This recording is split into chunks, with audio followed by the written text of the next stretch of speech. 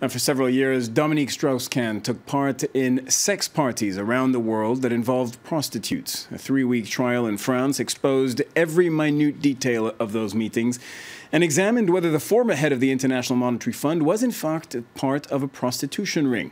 Strauss-Kahn is expected back in court this morning as judges hand down their verdict. Rochelle Ferguson-Bouyahi and Laurent Bersteker have this story.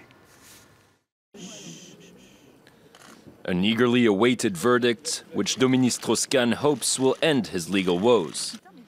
This Friday, a French court will decide whether the former IMF chief is guilty of involvement with an alleged prostitution ring. A 3-week trial in February centered around whether Strauss-Kahn organized sex parties at top hotels and whether he knew that the women participating were sex workers. During the course of his trial, the 66-year-old admitted participating in orgies, but denied knowing the women were prostitutes. Strauss-Kahn is among more than a dozen defendants who, if found guilty, face up to 10 years behind bars, not to mention $1.5 million in fines. Friday's verdict signals the last step in 4 years of legal drama for Strauss-Kahn that began in 2011 when New York hotel maid Nafissatou Diallo accused him of sexual assault.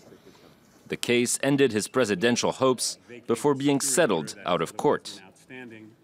Many say Strauss-Kahn could be acquitted of all charges.